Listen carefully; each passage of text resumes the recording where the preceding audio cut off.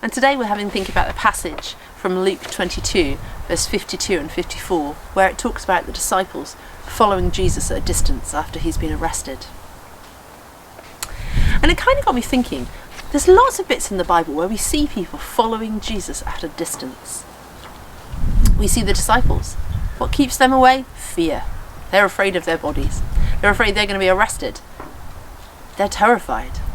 That keeps them away, and they follow instead at a distance. What about the 10 lepers that Katie talked about? They followed Jesus for healing at a distance because they were unclean. They weren't good enough to come to Jesus. The woman with blood who crept up to him in the crowd, had been following him from a distance, knew all about him, knew the stories, longed to get close. What kept her away? Fear, I guess. Fear of chastisement from the crowd.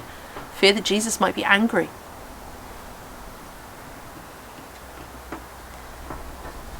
We see a different kind of following from a distance from the Pharisees and the Sadducees.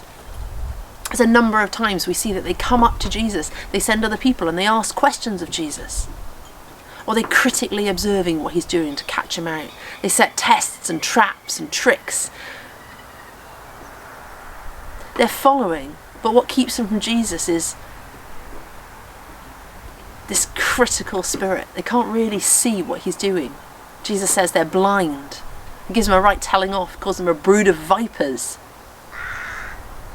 We see Herod is following Jesus from a distance, following the gossip columns. He's keen to see him. As soon as he gets a chance, he sends across, send him to me, I want to meet him. What keeps him away?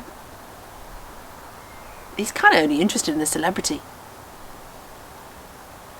We see Nicodemus very early on in John 3, a high prominent member of the Jewish council. He's so scared of his reputation that he comes to Jesus after dark. He's been following him from a distance, and now he wants to know what happens.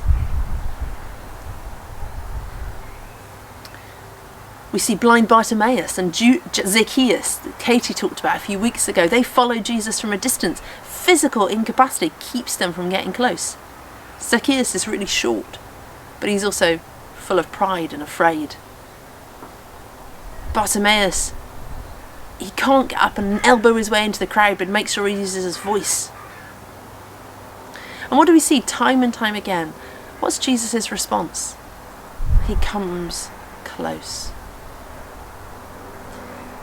He calls Bartimaeus. He orders him to be brought close to him. The woman, he stops and reaches out to her and says, "Who touched me?" He calls her close so that she can receive healing. And Nicodemus, we see that Jesus goes out of his way to teach him.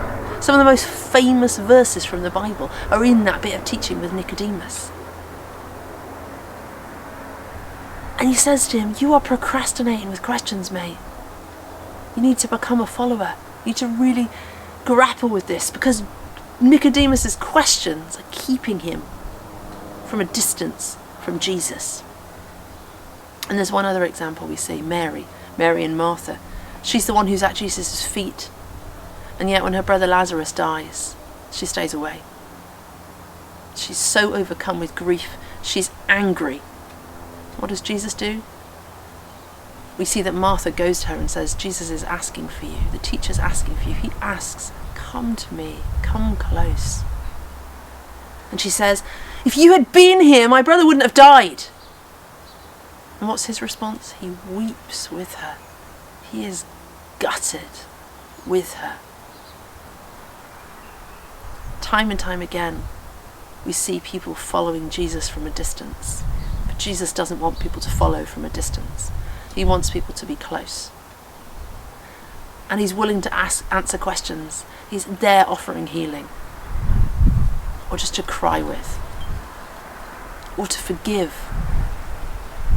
Or to do something amazing, something no one's thought of. But the choice has to be made. Will you come close to Jesus?